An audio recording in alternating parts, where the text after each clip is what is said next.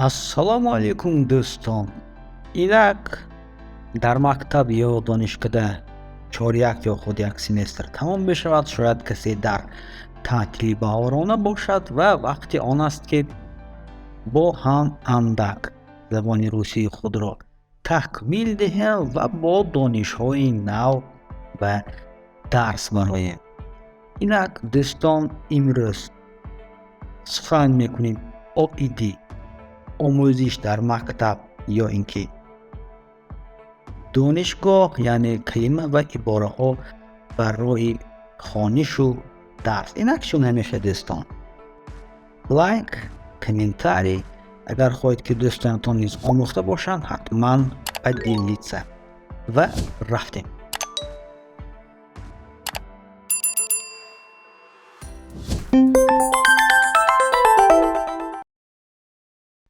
дар оғоз аз калимаҳои содда оғоз мекунем, яъне школа, мактаб, школа, мактаб, школа, мактаб.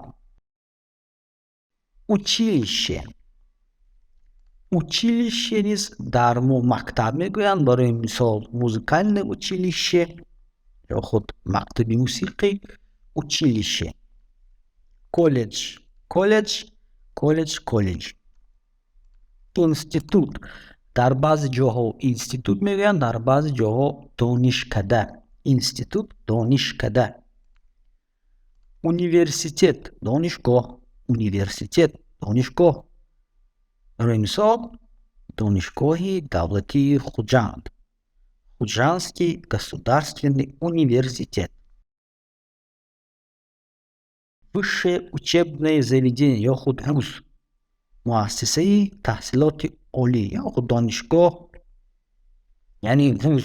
Вақте вуз мегӯянд, яъне муассисаи таҳсилоти олӣ. Высшее учебное заведение. Четверть, чоряк, четверть, чоряк, четверть, чоряк. Ё худ семестр дар донишгоҳ, нимсола, семестр, нимсола. Учитель ё худ преподаватель, муаллим, устод. Учитель, преподаватель, муаллим, устод. Учительница, преподавательница ё муаллима, гуфтан мумкин боз ё худ устод. Учительница, муаллима, учительница, муаллима. Домашнее задание, вазифаи хонагӣ, домашнее задание, вазифаи хонагӣ. Домашнее задание, вазифаи хонагӣ. Упражнение, машқ, упражнение, машқ, упражнение, машқ. Карандаш, қалам, карандаш, қалам. Ручка, дар баъзе ҷоҳо қалам, дар баъзе ҷоҳо гӯем ручка ё яъне чун қалам ин хома ҳам мегӯям. Тетрадь, дафтар, тетрадь, дафтар, тетрадь, дафтар. Блокнот, ман инҷо дафтарча навиштам, яъне блокнот низ мисли дафтар, фақат ки чӣ медонем хурдтар мешавад, калонтар мешавад. Яъне гуфтан мумкин блокнот, дафтарча барои мисол. Книга, китоб, книга, китоб, книга, китоб. Луғат, словарь, словарь, луғат, луғат, словарь, словарь, луғат. Линейка, ҷадвал, яъне инҷо оиди он линейка ё худ ҷадвале рафта истодааст ки бо он чен мекунанд ё худ сантиметр. Линейка, ҷадвал. Резинка, хаткӯркунак, резинка, хаткӯркунак. Яъне резинка чун якчанд маъне дорад, дар дарс бошад, он чун хаткӯркунак. Резинка, хаткӯркунак. Чирновик, сиёҳнавис, яъне ҳаст чистовик, сафеднавис, яъне дафтари асле ки дар дарс истифода мешавад, ва мо дорем черновик, сиёҳнавис. Дар он мо баъзе машқҳоро такмил медиҳем. Учиться, хондан, таҳсил кардан. Учиться, хондан, таҳсил кардан. Учиться, хондан, таҳсил кардан. Учить, омӯхтан, آموزانیدن. учить آموختن آموزانیدن. برای چی من اینجا بر فک یا خود ستارچه گذاشتم؟ این کلمه یعنی учить و изучать چون معنیشان فرق میکند در پایان با حتما دیده میبریم. изучать آموختن، یاد گرفتن، از خود کردن. изучать آموختن، یاد گرفتن، از خود کردن. کلمه учить و изучать حالا در پایان ما باز مفصل میبینیم. думать فکر یا اندیشه کردن. думать فکر کردن، اندیشه کردن.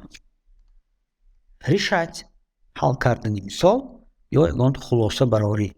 решать حل کردن، خلاصه کردن، خلاصه برآوردن.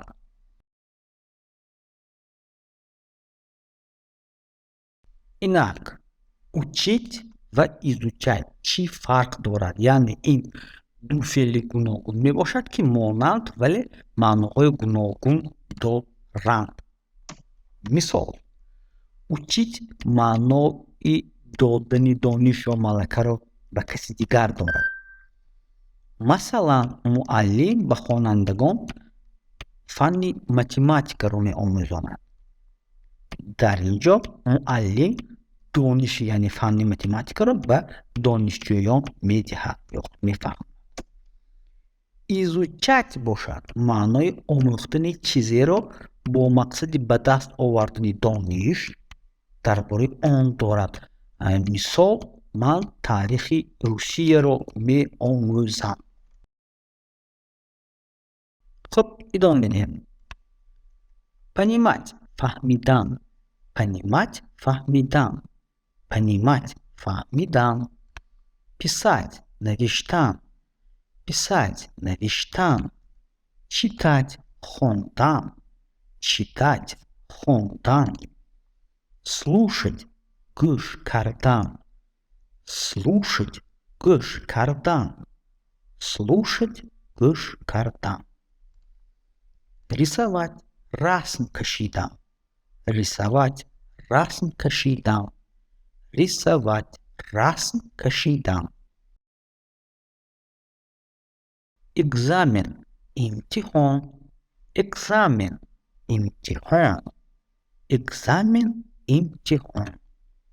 сдавать экзамен امتحان سپردن. زمان حاضره сдавать экзамен امتحان سپردن. сдать экзамен امتحان سپردن. این هم لیکن زمان گذشته. چون ببینید اینجا برفک یا خود ستارچه است یعنی ما فرقیت сдавать экзамен و сдать экзамен رو در صحیفه آینده حتما میبینیم یعنی بعد یک چند ثانیه.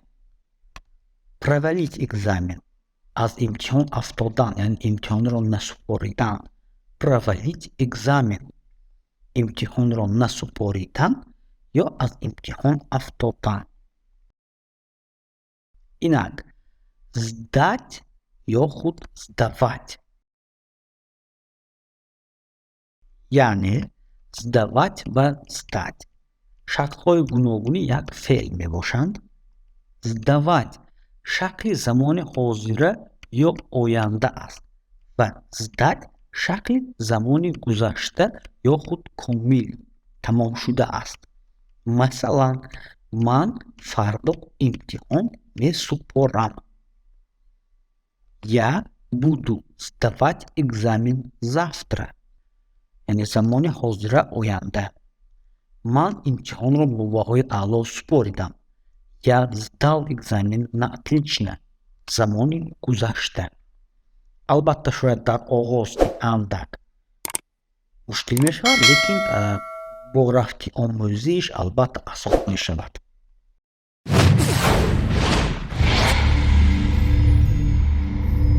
خب دوستان این بود نمایش امروزه ما با ایده درس خواندن. اگر رفت امتحان داشته باشد با شما برای امتحان دوستان چون همیشه لایک комментарий, поделиться و تحصیلی خوشخواهانه سلامت باشید.